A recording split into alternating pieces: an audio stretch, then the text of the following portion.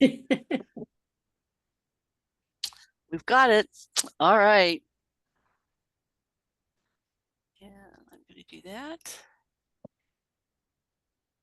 And I'm letting everybody in as they come. Good. All right. So there we go. So good evening. Welcome to a discussion of what public health approaches can bring to the table when we talk about gun violence prevention. We're sponsored by the League of Women Voters of Colorado's Task Force on Gun Violence Prevention, and I'm Rianda Osman. This evening, our guests are Nancy Narragon and Preston Schiemer of the League of Women Voters of Greater Pittsburgh. We're recording this session, and the recording will be posted on the League's YouTube channel. Nancy and Preston will have time to respond to questions, and I ask that you put questions into the chat and we'll address them at the end of their remarks. All right. For those of you who've attended any of our series of conversations, you know that I usually start with a statement, which is, the League of Women Voters is a grassroots organization that has worked since 1920 to improve local, state, and federal government and to engage all citizens in the decisions that impact their lives. The Colorado League was founded in 1928. The League neither supports nor opposes candidates or parties, but we do interact with elected leaders at all levels based on our positions on public policy issues. Our positions are formed after member research, study, and consensus. We are passionate advocates, both women and men, who work to influence public policy issues. So I'm going to show on my screen right now, I hope. Here we come. 1, 2.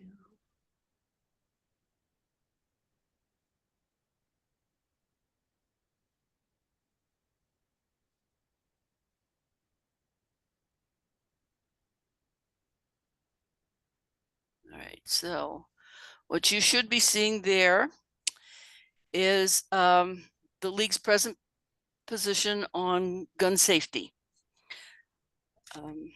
Those who aren't League members may not know that there's a complicated process that supports member research, study, and consensus. And that process, in broad lines, consists of local League members recognizing a problem or issue that is not satisfactorily defined in our existing positions that have been formed over 100 years or so of our existence. They conduct research and study. They formulate a new position or a modification of an existing position, and then they seek consensus among our membership, their membership of other leagues, and their state league, and finally the National League. Now, this isn't a process that's undertaken lightly, and it isn't a process that can be achieved quickly, but it does serve, however, to ensure that our positions are well studied and that all of our leagues can speak with one voice. The Greater Pittsburgh League has recently proposed a revision to the national policy, and Nancy and Preston this evening are going to tell us about that.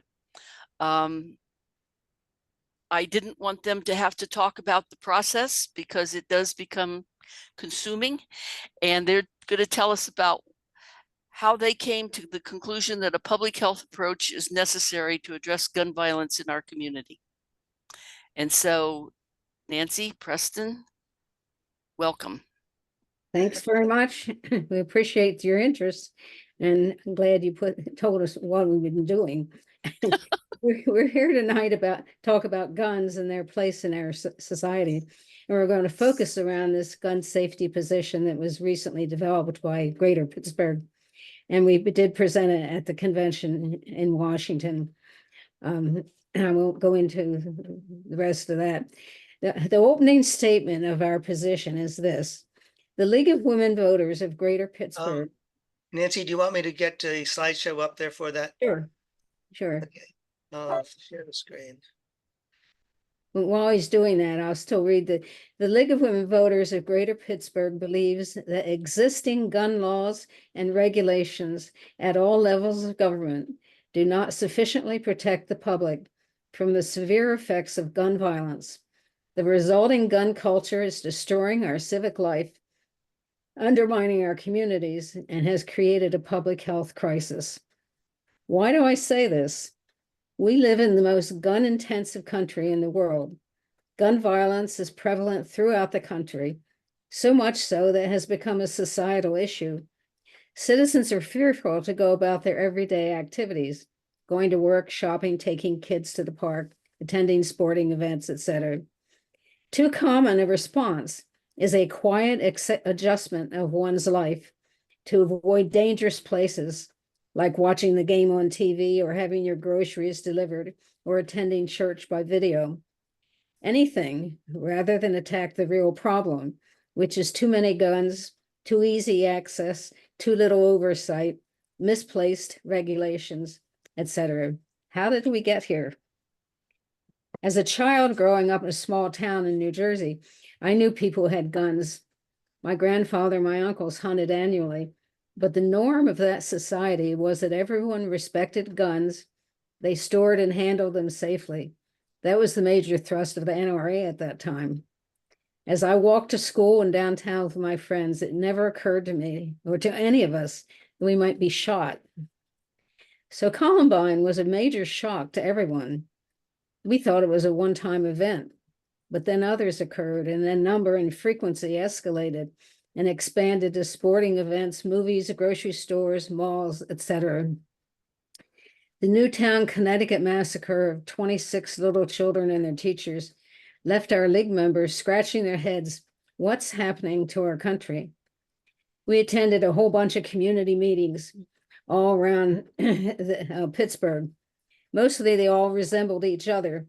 The speakers were often the same people. They talked about the same incident and they were upset about violence. The attendees were all upset. There was much angst, but there was no understanding and no solutions, and everybody went home mad. That's when we decided we should look into this issue to try to understand what was happening and what could be done. We decided we needed to find new, less contentious ways to talk about guns and their place in our society. We employed a process called deliberative democracy, and Preston will explain how that worked. Yes, I will. The interesting thing about deliberative democracy is it's an old process, but it came back and was being promoted for a lot of tough decision making. It's I put up a definition on the screen. What's kind of interesting is this came out of the Encyclopedia of Applied Ethics in 2012. And the time period we're talking about actually is 2012 to 14 when we were doing this work. Deliberative democracy is defined as a political theory that emphasizes citizen deliberation across diverse perspectives to create informed policies. It involves engaging in discussions where individuals challenge and learn from each other's viewpoints to make sound decisions. The point that's interesting is that decision that I just read was developed by artificial intelligence in 2012 from a variety of sources. So we all think of AI as being the current thing, but actually it was in existence. And we use that process to involve many organizations in the greater Pittsburgh area. We were fortunate enough to have some funding, and we were able to employ a consultant from Carnegie Mellon who led us in the deliberative democracy approach. And our study included everybody from the most casual gun owner who really likes to just go out and do target shooting to professional gun trainers, members and organizers of these hunting lodges, and a number of people who had lost family members to gun violence. So we really had some very good participants. The chart that I'm putting up on the screen is to give you an idea of what that process really is, because it's a multi-phase thing. The first step in it, and put your good glasses on because it's hard to read, but it begins by developing a sample population to ensure that you are including as broad a group of people as you possibly can to be involved in the process. The idea is to bring everybody with angst together at the same table. So you do that by means of conducting an initial survey.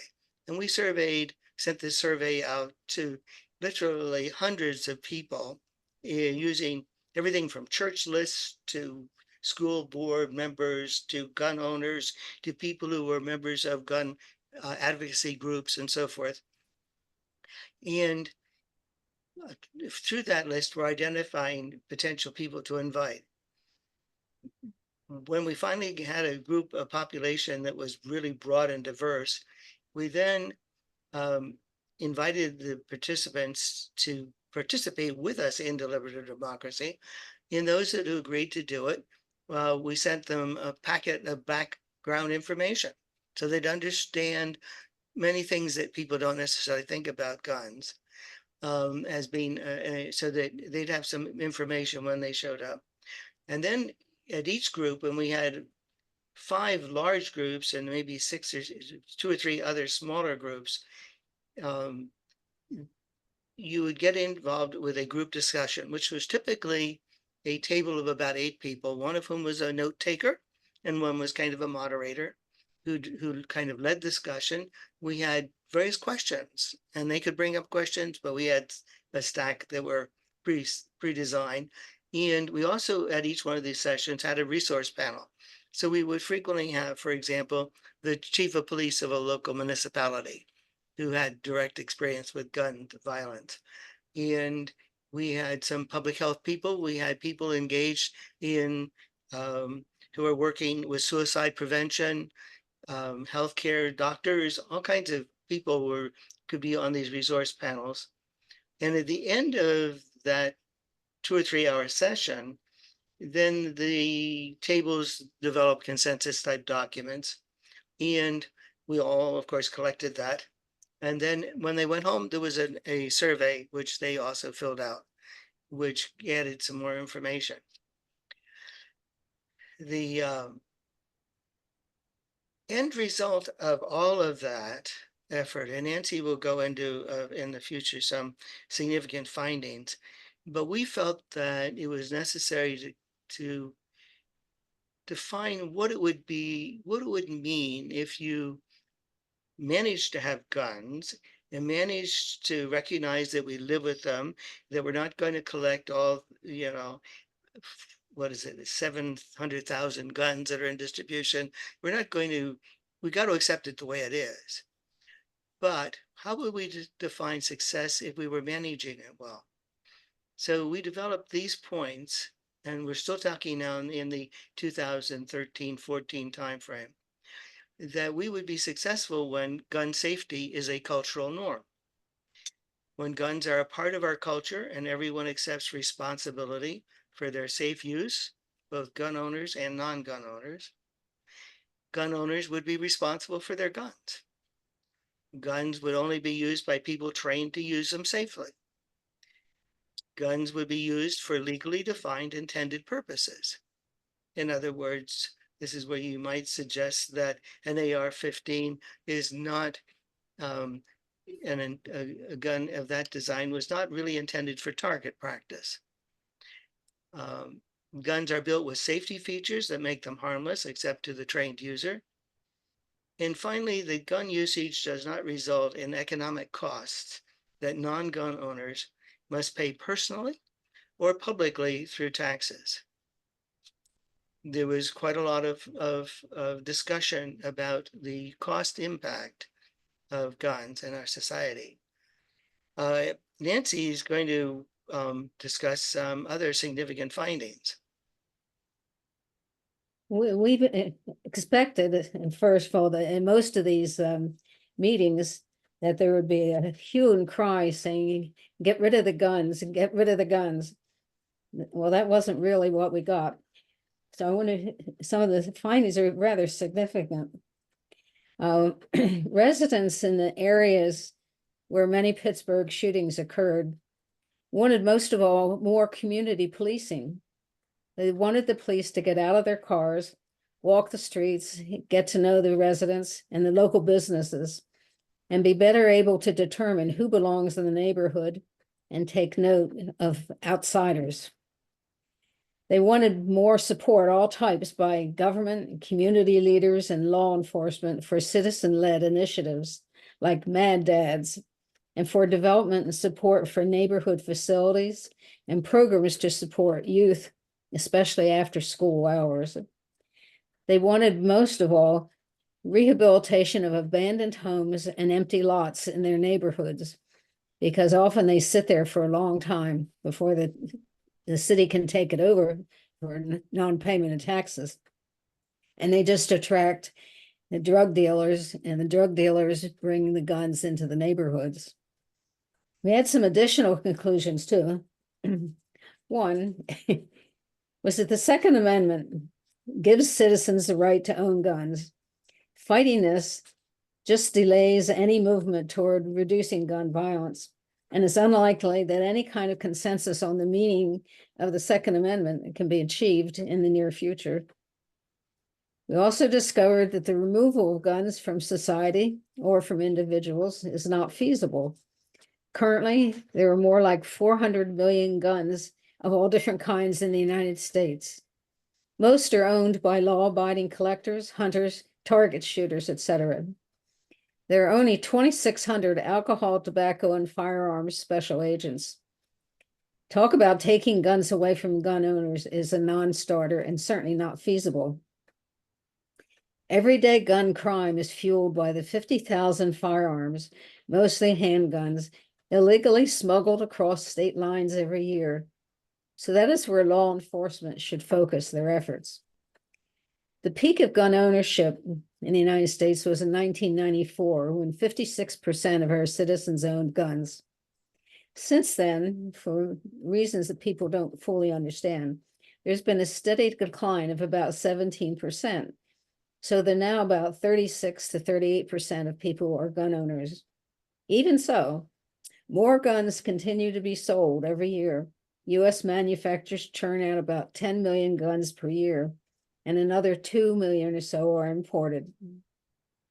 We also learned that gun owners need to take a collective responsibility to practice and promote responsible gun ownership and make a safe gun culture the new norm for society, just like car and truck owners do with automobiles. Public policy implications of this include things like gun training and licensing at time of purchase, universal registration, closing of gun purchasing opportunities that don't meet those standards, like gun shows, use of smart gun technology, which allows only the owner of the gun to fire it, required storage options, both in your home and in your car, and restrictions on concealed carry permits and open carry options, and purchase of liability insurance. We also learned about the heavy financial penalty on society that our current gun culture puts on society. It's been borne by all citizens, whether or not they own guns. For instance, note public schools that have to provide security for their buildings, for the staff, and for their students, frequently reducing the amount of money available for school teachers and programs. Note also how much businesses, public and private, spend annually for security through their buildings and employee ID programs. And of course, the metal detectors that are now ubiquitous in many buildings and for theaters and sports facilities. The annual costs of gun violence to the US economy is $557 billion. That's billion with a B. The cost to taxpayers for each homicide is $400,000. These involve direct costs, like when there's an event of some kind, police investigations, prison, jail, court costs, hospital, long-term medical care for victims. 87% of these costs fall on taxpayers. Then there are indirect costs, quality of life, lost economic development, lost wages, lost work and employees for employers, security costs for schools and businesses, etc. and damage of underlying fearfulness and the loss of our sense of community. So we had come up with these findings, and then we sort of went into a hiatus after the election of Donald Trump, because his administration had no interest in collaborating with us. After the election of Joe Biden, it seemed that we actually might be able to get something through Congress, but that has not turned out well. But we were ever hopeful.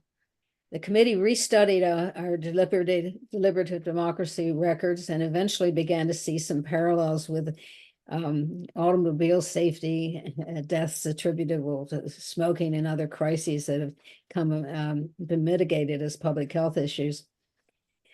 So we had not actually, at the end of our study, put together a gun safety position. So we got together and wrote up the one that we have passed.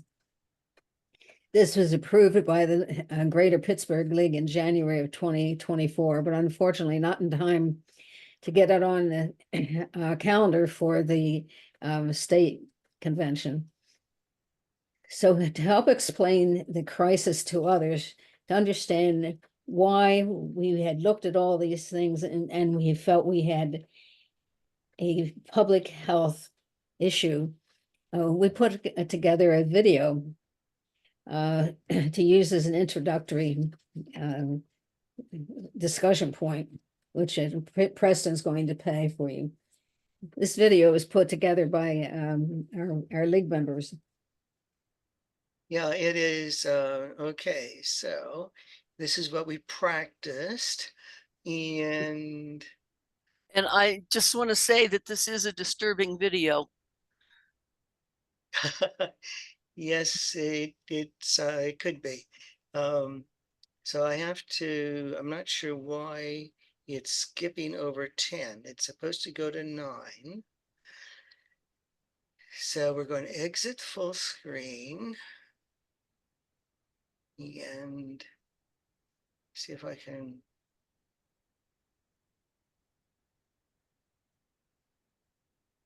Shift over here, come back here. Let's escape out, go to here, play the video. There you go.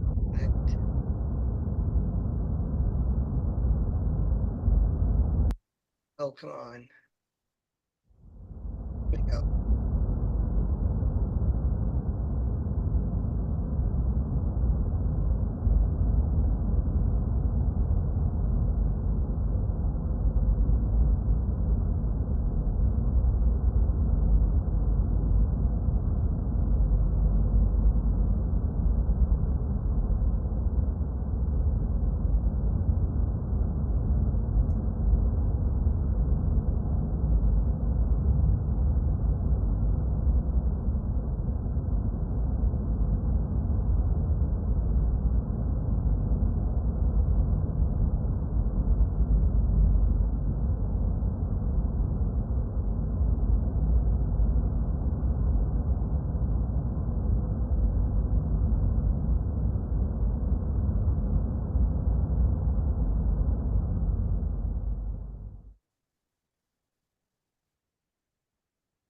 Hello, my name is Nick, and I'm going to be the next school shooter of 2018.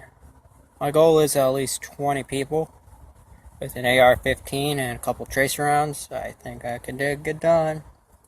Location is Stone Douglas in Parkland, Florida. It's going to be a big event.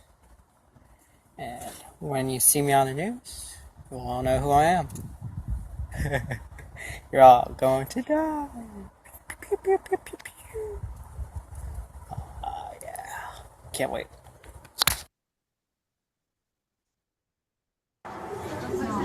Holy. Oh my God!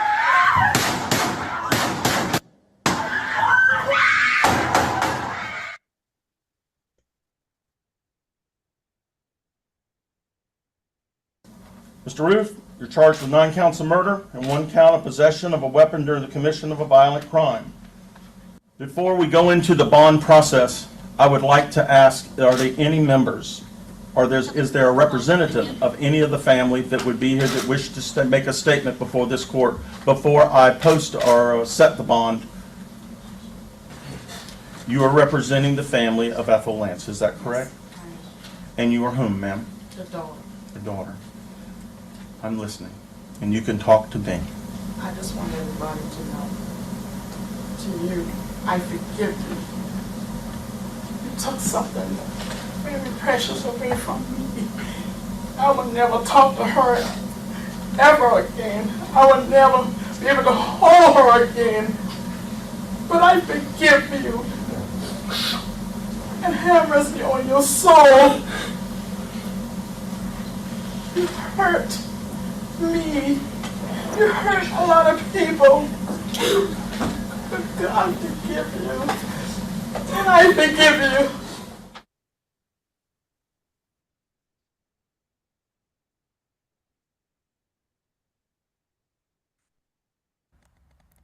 In 2023, there were 43,000 gun deaths, 656 mass shootings, and 350 school shootings.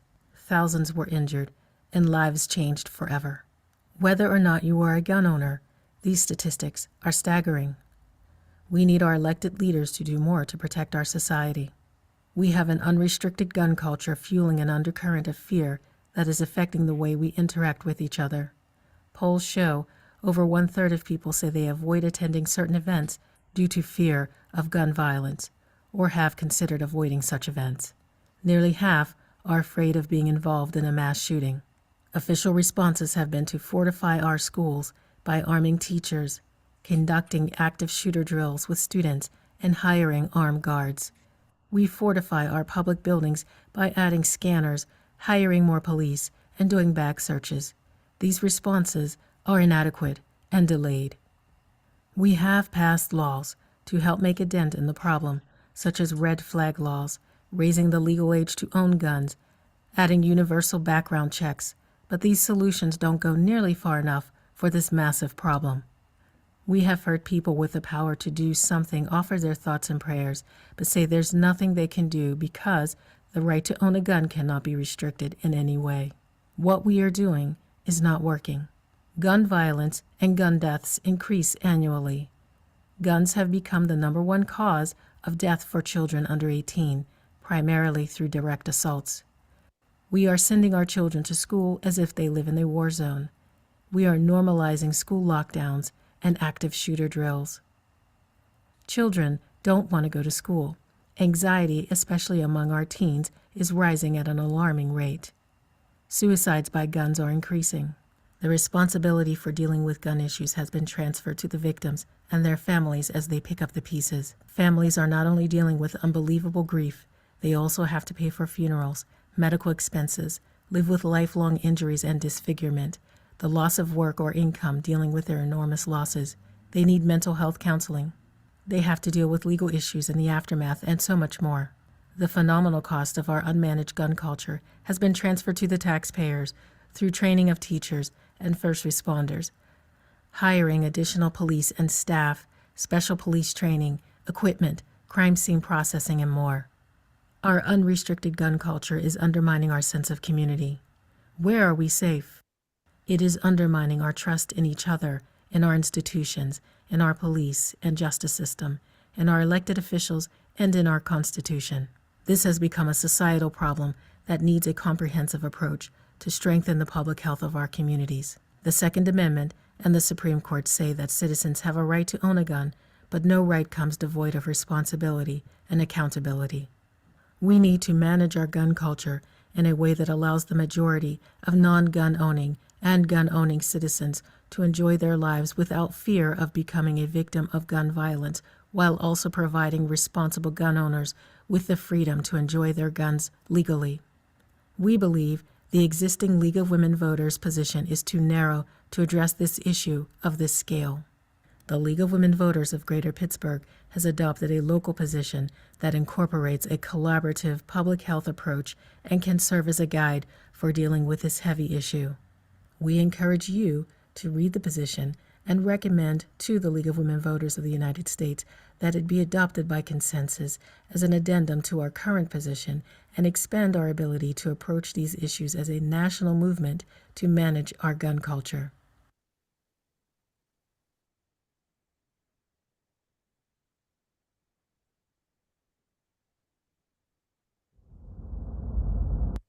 Okay, I'm sorry, stop the share and go back and get the full screen again. Let's see if I can get out of this.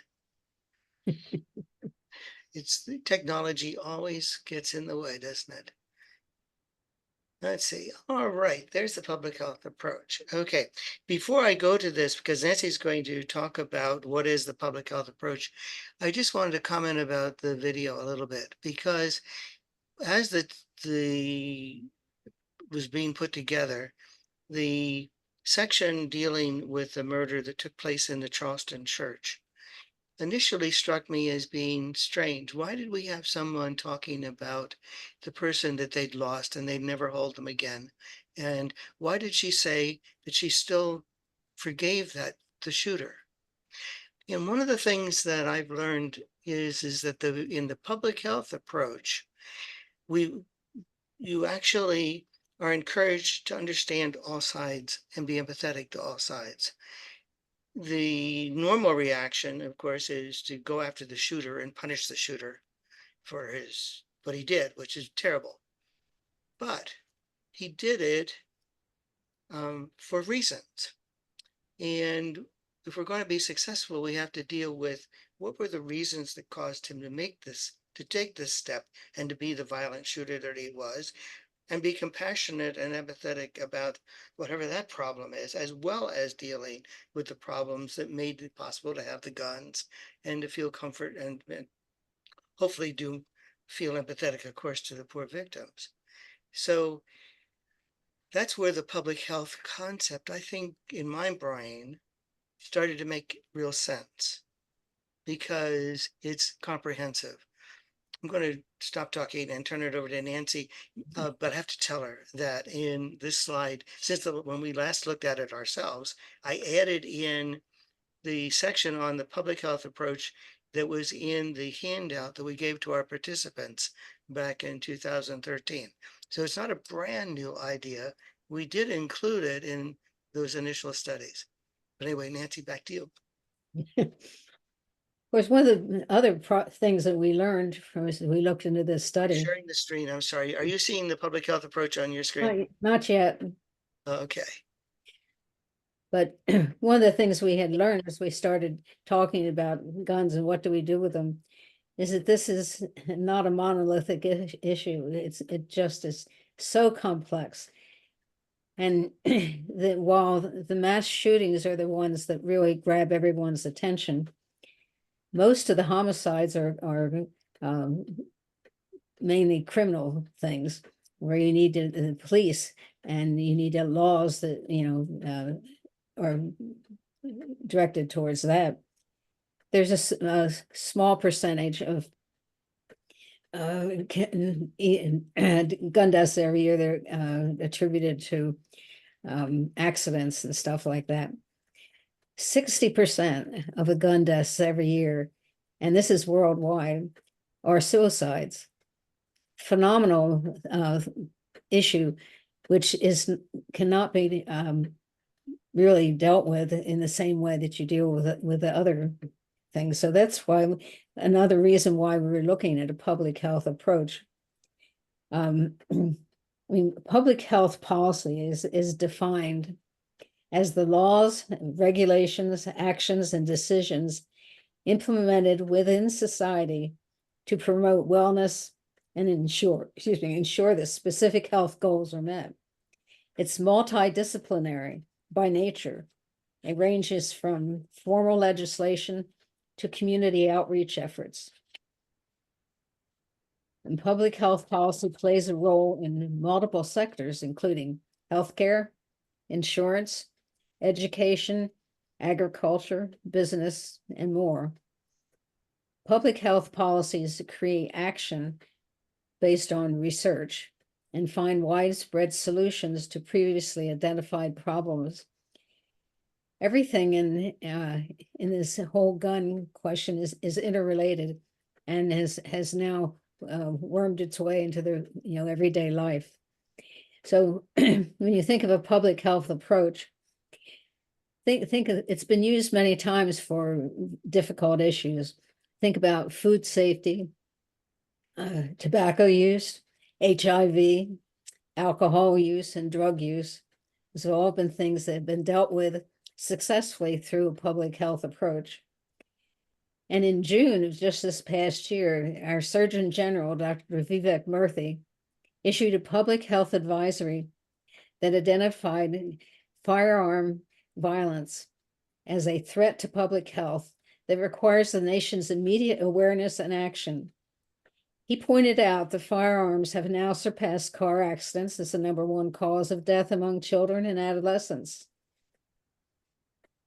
By treating gun violence as a public health crisis, it treats firearms as we do other potentially dangerous consumer products like cars, pesticides, drugs. And it takes the issue out of the partisan political realm. We have so been stymied by the fact that our legislators are unwilling to act in this area. And this, by making it a public health issue, you sort of do a run around that. We can have, we can start to work in our communities to change things without having the legislature involved. And it opens up a whole lot of strategies for dealing with the effects of gun violence and for encouraging gun owners and non-gun owners to collaborate for the common good. I thought it was interesting. I saw that Dr. Murthy interviewed on television, and someone had asked him what was the stimulus for issuing this particular advisory. And he said he'd been talking with some people. One was a grandmother who said she had taken her grandson, who was 6 or 7, to buy new shoes. And he said very seriously, "Grandma, I don't want to buy any shoes that have lights on them because the bad men might be able to find me more easily that way." And then another mother had come to him and said that she'd taken her daughter to buy shoes. And she said, "Well, I just know I don't want flip-flops because you can't run fast in flip-flops." These are the sorts of things that ladies believe this really is a public health crisis. And this, by putting our position on in this area, it puts a focus on how we can live with guns and maintain a community in which all people feel safe and secure from gun violence. It allows responsible gun owners to continue to enjoy their guns for legal uses. Preston is going to remind us, show you the rest of the Right. position.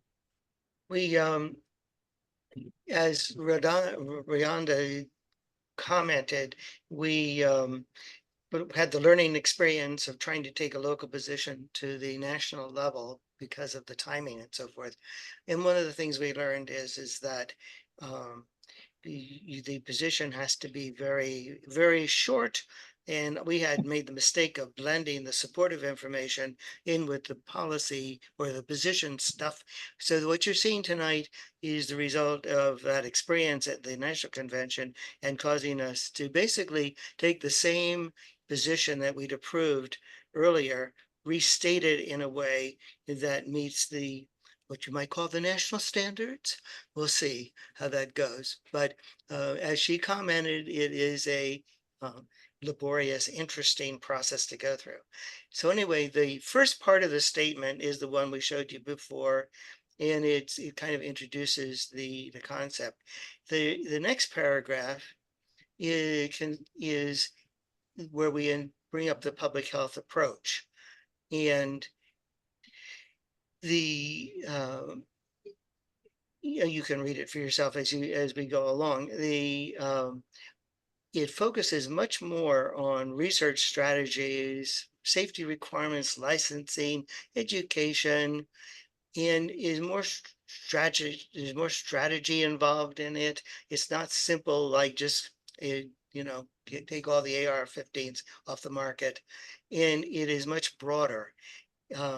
We feel that there's real components of it that we focused on the A to E here, that suicide prevention, and there's backup to all of this later on, but the suicide prevention needs a very special dedicated attention because it is the single largest misuse of guns, if you will. We feel that the regulations to restrict weapons that don't have any legitimate civilian use is something which is possible and would deal with some of the semi-automatic weapons that are being used in all the school shootings, for example. Measures to promote product safety and responsible gun use. Well, that includes certainly smart gun technology, which is readily available and could become a requirement. Establishing financial responsibility, that came out of those 2011 and 13, 14 studies, that the cost of all of this is being borne by individuals, very to a large extent, and by the taxpayers.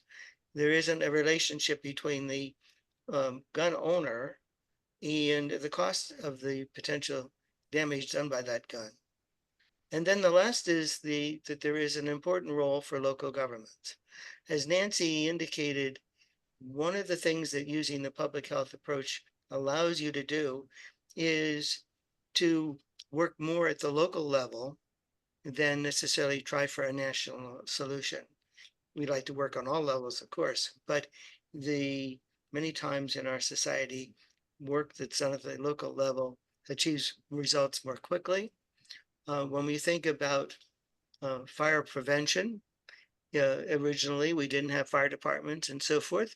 It took local government action to put together volunteer fire departments and come up with ways to avoid houses being burned down in whole communities. The local governments currently have a role to play in inspecting the way that you're putting stormwater into the sanitary system, and they don't let you sell your house if you've done that. Those kind of things are where the local government steps in. So there might be a role for local government, for example, that if you're a registered gun owner, that the local government would see whether or not you have a gun locker and that you're regularly locking your guns up in your house. It's those kind of things that's thinking about. And then the final paragraph is that is how we got here, and you've already heard about that, and that what the role is for a community approach, and so that the common good of all citizens becomes the important thing, rather than protecting the rights of some specific gun owners, but supporting the gun owners. So if they provide safe ownership and handle their guns responsibly and do things with them that are legal. I know we're going to have a little discussion, so I'm able to bring back this position in its, I'll call it the native form, not on the slideshow, and we can look at it in more detail. What I wanted to talk a little bit about is the next steps. When we actually put our position together and voted on it for the first time in January, we didn't know about the Surgeon General's advisory, but there is a great deal of information in that advisory that is fertile ground for leagues to work in conjunction with what is being proposed there. So we intend to explore those opportunities. We're certainly going to try and use our local position to work locally. There's in Pennsylvania, and I'm sure it's true in Colorado, there are a number of organizations that formed that are working for improving gun safety in our communities. We were not really able to work with them until we had this position. And now we are able to develop real partnerships. And we hope to also work with our fellow league members, people like the good people of the League of Women Voters of Colorado, and towards having this position included in their gun policies by consensus, and to work towards having it initially adopted in Pennsylvania in 2025 at the state convention. And then we'll try and take it back again at the national level for possible adoption at the next national convention. And clearly, we hope everyone will join us in that effort. Going to stop sharing for a moment and turn it over to Nancy. And up in the meantime, I will put up the position statement for people to look at.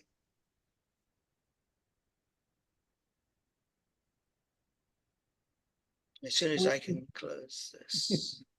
Any comments or questions or whatever? Beth?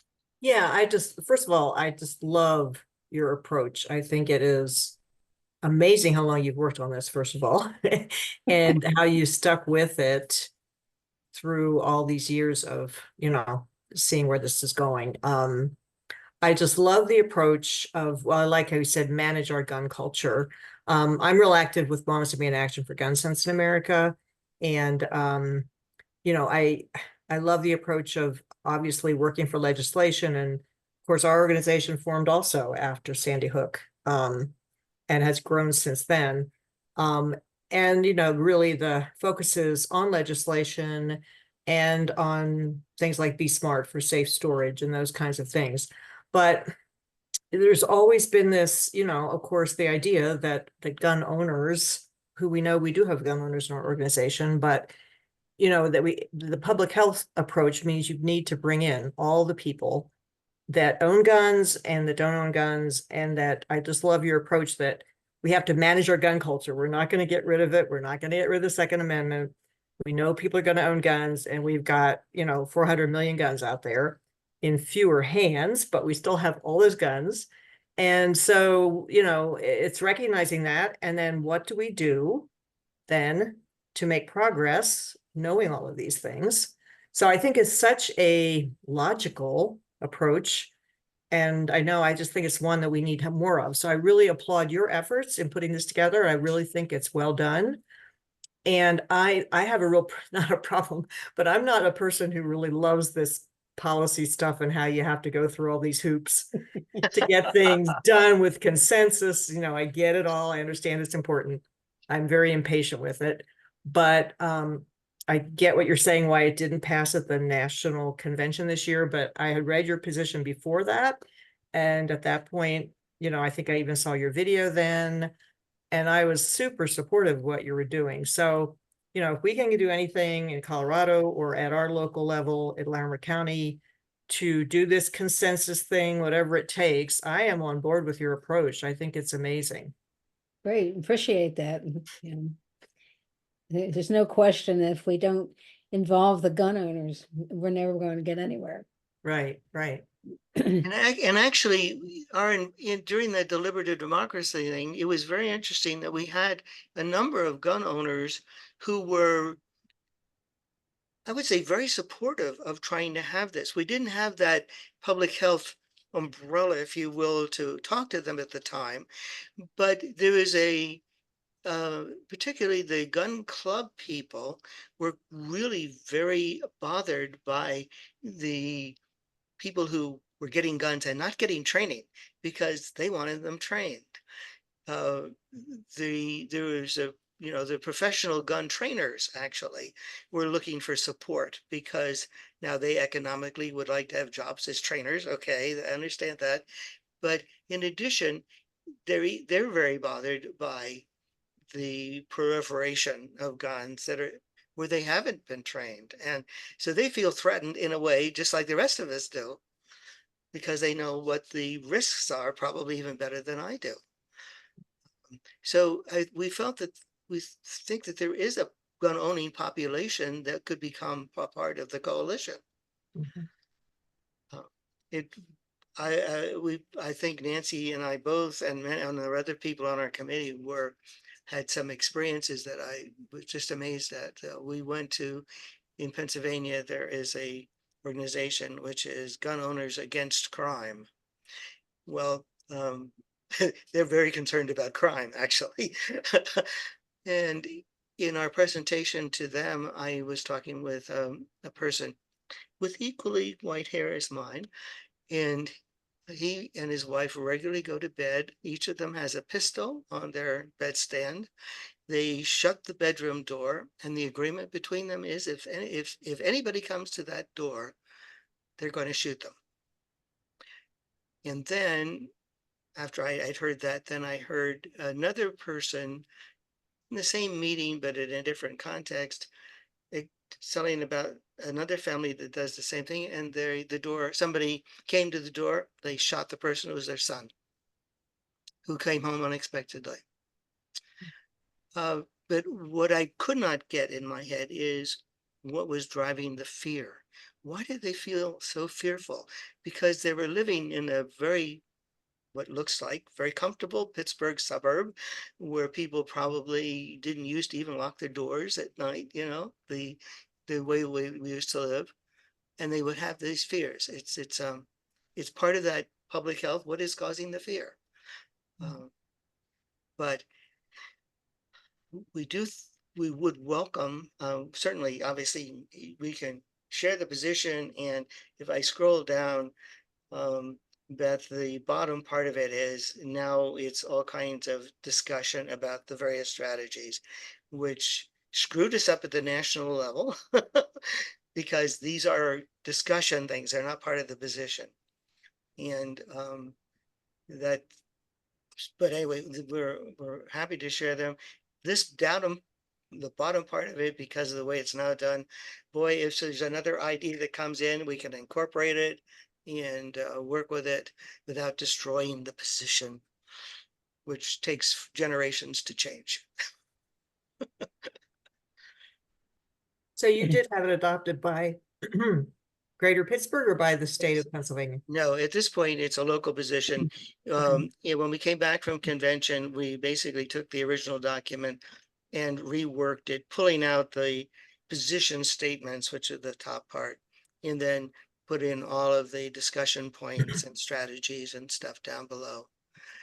And did some minor housekeeping, for example, taking out 2024 as associated with when gun locks were available, stuff like that. It's more generic, but we didn't change any position really. How many people were involved in your original outreach to folks for your deliberative democracy experiment? Do you want to answer, Nancy? I would say that Is not as many as we'd like, but they were about 200, I believe, on the regular deliberative democracy meetings. Then we had a separate one where we just had gun owners. and we had a separate one where we had gun instructors. And there might have been even another one with a different population. We were also, as part of that project, invited by our local public television station to do a presentation. That's WQED in Pittsburgh, which was interesting because they put together a panel of professionals engaged with suicide prevention, the organizations which deal with the families that have been involved in gun violence, and they work with them to try and restore them to health and take care of them. We had a gun representative from a gun advocacy organization. So that was another component, not part of the deliberative democracy, but it was another way that we reached out to the community. And as you can see in deliberative democracy, when you go through the screening, it does cut down the field because you're pre-qualifying participants to try and get a broad spectrum.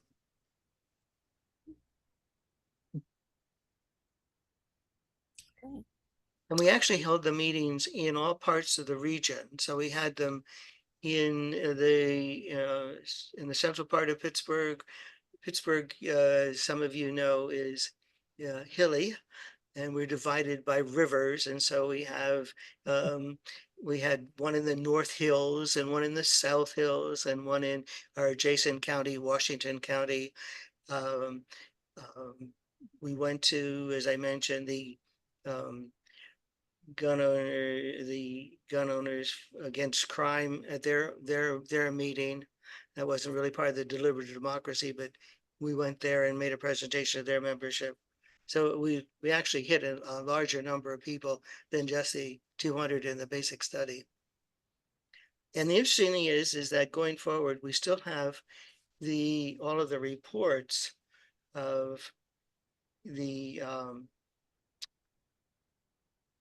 that particular study. I'm showing it on this, I'll have to share my screen again.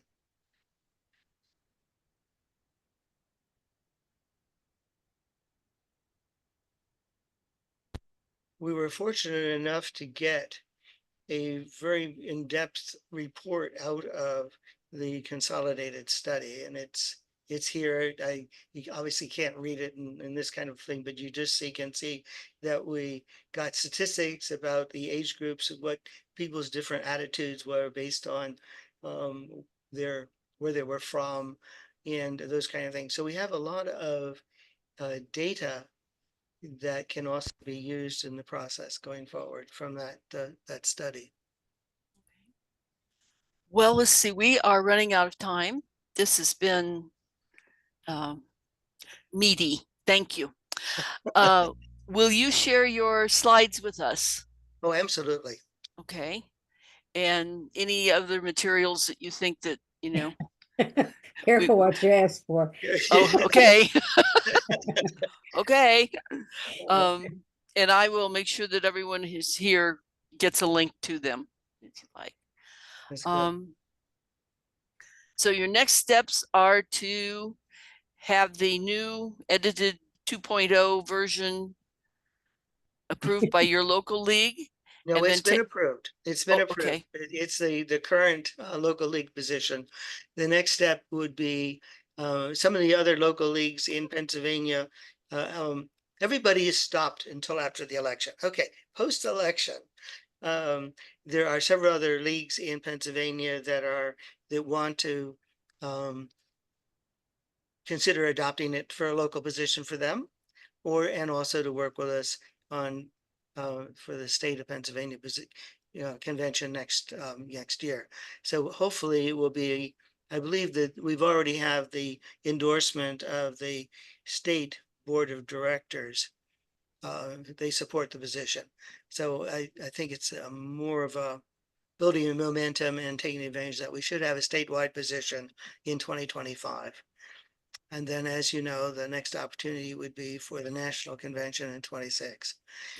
We were hoping that the national would adopt it so that it would coincide with the Surgeon General's report, because we thought that would be helpful for the cause, but that didn't happen. I just want to say that there's just so much information about this. If you've got loads of time to spend on the internet and everything, but there's really a plethora of new ideas that are bubbling up in local communities and different states and things. And I've signed up for a publication called The Trace, which is an organization that's keeping track of all this kind of stuff. So you can get it online, and they have a lot of reporting there of the various things that people are doing locally. So there's a lot of work that's going on, and what we really need is long-term is a national position that ties all this stuff together. So, well, Erica reminded me that I've been neglecting the chat, and in there, there's a couple questions. One is, what are the role of the physicians, the state medical board in your work? Did they contribute? Are they part of your partnership? well, not really the state, but we had local physicians that worked with us and could answer questions at the meetings.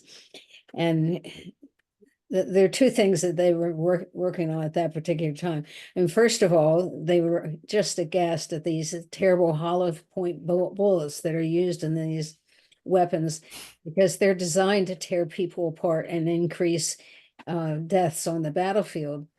When these little kids are shot with these guns, sometimes there's practically nothing left of them. That kind of ammunition probably should be banned. The military banned it a number of years ago. So there's no reason why, civilians should be able to buy it. But they reported on how difficult it was to sew people back up again when they've been shot with these kinds of weapons. The other thing they were doing is something they call violence interruption. And when they had kids who were shot as part of a gang problem or everything, they immediately tried to go in and stop retribution that would come from that. And that's, varies. Sometimes it's very successful and sometimes it's not. But these are usually, the people who do this are usually people who have credibility in the gang neighborhoods and that sort of stuff. And that's something that's been pushed a lot recently. That's lots of places are trying to set these up. And there's some funding in the Biden's new White House. I can't remember. So it's this thing on the Executive order, I think. Yeah. But there's some funding to pay these people to continue doing. So those are two things. Okay, and Erica asks, she's curious about any partnership or input from the education community, such as school districts, teachers associations. Are you seeking, along with input, also support? Yeah, we had teachers who were on the committees or in the participation of the meetings each time. But things have changed so much. And just since, when we first started this, and the type of spending that you have to do in a school district in order to harden your school buildings, replace all your glass and your doors and stuff with bulletproof glass and stuff like that. It's a real topic. So, plus, you've got teachers that have to fight off the people that want to arm teachers. My daughter-in-law says, I'm a teacher. I couldn't shoot anything. And so we have to worry about misplaced suggestions like that really are not good for teachers or for learning. But you have these kids. Chris Murphy just mentioned this the other day, that the day before the shooting in Georgia, his son had a situation at his school where it was a lockdown. And he said to his son, "How does that make you feel when you have to do that?" And he said, I'm used to it. That's pathetic. And I think, In going back to question about partners, one of the issues, going to Beth's point about the league and its positions, is that for us to actually approach school districts and teachers organizations and so forth, we needed to have that position in place, because what we had up until this year was a study without the position. And the league doesn't allow you to talk that way. You got to have the position if you're going to speak on part of the league. So we feel that now we have this position, we are really able to reach out to all of these organizations. And many of them have committees or subsets that are anxiously trying to work on gun safety issues. And now we're in a position to offer this as a way of working with them in a constructive way. And we're anxious to, once the election is over, get going on this. All right, and Erica asks, I think for the second time, is there anything specific Preston and Nancy want from Colorado League of Women Voters? We'd like your serious consideration of adopting the the Pittsburgh position by consensus at all levels of Colorado government, League of Operations. And I suspect you already have positions. So it would be, the consensus process is that you can keep what you've got in it and bring ours in and make it a little bit, add that as a component. But that would be wonderful, and we would be delighted to do whatever we can to facilitate that, including talking to somebody else too, if they ever want to talk to us. Oh, we can probably find someone who can do that. But that would Right. be, that because of the way the league works, it's, you have to build consensus, as they say, and we're trying. Yes. And while it is really frustrating, it's often worth it. So, Yes. yes. So, We Gotta took the start oath, so. somewhere. So, so do we have any other comments or questions? Well, then I will let you go to enjoy the rest of your evenings. Thank you, Nancy and yeah, Preston. thanks for your interest. If you Yes. think of something, give us a call. Right. It's very heartening to hear that other people are carrying on this effort as well. Yeah. Thank It's you. going to be a long slog, but Yes, it is. It is. There's no getting around that. But thank you and good night. good night. Okay, bye-bye. You're welcome. Bye-bye. And don't forget to send me your slides. Okay, there we go.